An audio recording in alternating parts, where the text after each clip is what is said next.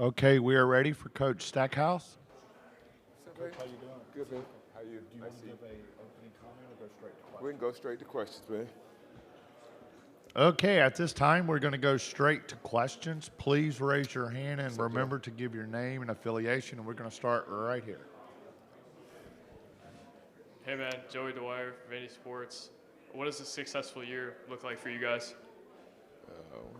Try to win most of all the games we can. I mean, I think that's the goal every year. We're excited about our group, as we are. And probably everybody who's come up here is excited about their team at this time of the year. But we really are. We return, in my mind, one of the best backcourts in our league and possibly in the country. And we've been able to add some pieces around them. So we're really excited about the guys are working hard and just counting down to opening night, November 7th. Seemed like it was a ways away, and now it's getting here pretty quickly. So we're excited about the season upon us. Do you feel that the two veterans in the backcourt and also having Paul Lewis back can kind of help you guys hit the ground running a little bit earlier? Well, all of our guys. I mean, we've had I think our leadership. Ezra's leadership, just not only on the basketball court but in the locker room. Tyron, he's growing as being more of a vocal leader, but he is a tremendous leader by example on the basketball court. Colin Smith, Paul Lewis, those guys had some pretty successful, freshman campaign, and now we're looking to really build on what they did last year, and they've taken some big strides, not only on the basketball court but in the weight room.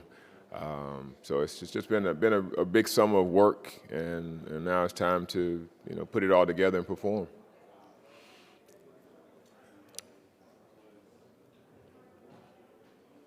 Hey Jerry, Jordan Hill, Dogs 24/7. Last year you guys faced VCU. Jalen DeLoach was on that team. I think he was number 4. He's at Georgia now. Do you remember anything about Jalen's game, what you guys saw against him in that game? Not really. I've seen like I kind of remember the name, but wouldn't know him if he walked in here right now. But no, some good players on that VCU team. So, but it's good players across our league. I mean, now with the portal being as it is, I mean, it's hard to really see who's going to be what.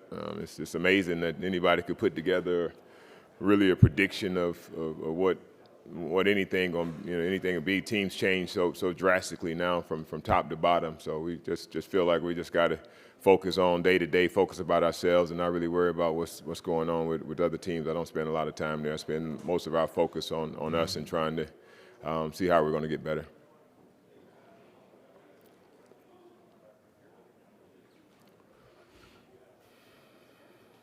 What do you make of the leaps that Colin Smith and Paul Lewis have made from year to year, and do you have an update on Lidor's health? But like I said before, I mean, those guys have taken some big strides, especially, I mean, I think Paul and his overall leadership on the court. I mean, he kind of deferred to Ezra last year, with him being older and it being his first year, but, they're competing every day at a really, really high level, and it's fun to watch. I think if, they're pushing each other. Colin, the same. He's really versatile, a guy that can play the 3 for us, he can play the 4 for us. Even in the tournament last year, we played him at some 5, and he's a competitor. He's tough, and again, those guys are just having a year under their belt, really understanding what this league is about, what it takes to be successful. I'm really excited about this campaign. Lee Dort is on he's on the mend. He's coming a long way. His body looks great for a guy that's missed as much time as he has this off season. He's done a great job of doing everything that he can to make sure that he keeps his weight down. But I think he's probably maybe 3 or 4 weeks away. We're hoping that he's ready to go by opening day, but we're not going to force it. I think it's more important for us to be smart and not have any setbacks. And really, if we could have him at full throttle by SEC play, I think that would be more of a realistic goal. If he's ahead of schedule and he's able to participate in some of the preseason, the early season games, non-conference games, then so be it. But I think we have the depth and the ability to play some versatile styles that that we could we can do without him for right now, but he's definitely a big body that we need just from a rim protection standpoint and just his overall presence. He's a good player, and I know he's anxious to show that.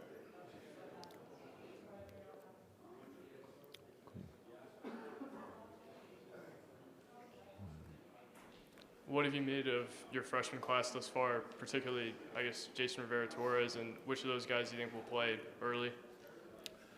No, I mean, all of those guys have had some really good days. Jason has been good. I mean, he's a really good player. He can really shoot the basketball. But they all bring something to the table. From Isaiah West, who's just a strong guard. I mean, 205-pound freshman. You just don't see those guys, every day coming into our league. Malik Presley he's had as good a days as anybody. Of any of the freshmen, Carter Lang has had some really good days, at the 5, in Lee's absence. But those guys, they got veteran guys in front of them, so it's not a ton of pressure on them to come out, and as it has been in years past where we've been forced to play freshmen a lot. I don't think we're in that situation now. We love some of our pickups from the grad, from our grad transfers. Evan Taylor is a really good player, a wing player for us that has a lot of experience that we're excited about him. Adding Ben Allen Lubin as a transfer from Notre Dame, I think he could be probably our best post threat for us, as well as a guy that can face up and do some things and even, stretch the floor.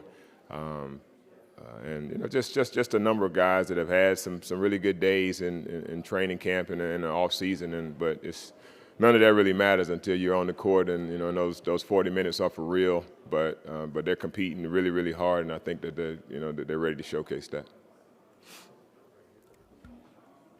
Kyle Tucker, The Athletic. How many of John Calipari's secrets has Brad been able to share with you, and what kind of prompted that move, and what does he bring to the table? He spilled the beans on everything, so we got it all. We got all the scouts and everything right now. We're gonna leave the Kentucky scouts completely to Brad. But no, I mean he's been great. I reached out once we had those.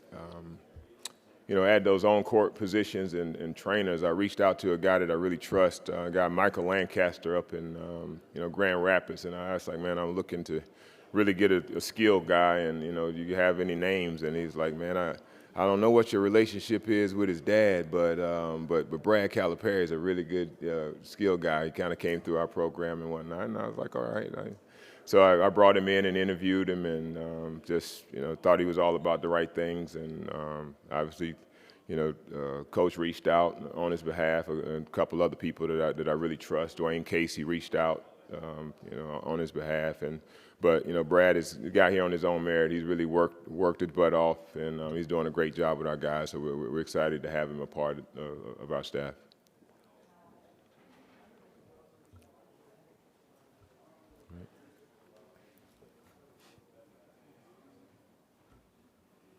Sorry to hog it, but it feels like you have a lot more athletic guys, especially in terms of young guys with JQ and Malik Presley, and even some of your older guys. Does it feel like this is among your most athletic teams? Yeah, I think not only just athletic, but length. I think that we've always, a big, heavy three-point shooting team. We like to, take advantage of the three, and we got guys that can do that. These guys still, shoot it at a high level, but I think it's on the defensive end is where you really see us take another step. I mean, I think we've, had to be perfect and be in the right spots a lot of times. And what I'm seeing with these guys is that they don't have to be in the right spot all the times, and they can still recover and make plays because of their length and their athleticism. JQ Roberts, another kid that, we hadn't even mentioned him as a freshman. He's been doing a really good job, really, 6'8", 6'9" kid that can go up, 2 or 3 positions from the 3 to the 5. He was a track athlete, He was a finalist in Indiana in the 200. So, just having those type of athletes can make, really cure some ills for us and cover up some mistakes that we might have that we maybe haven't been able to cover up in the past.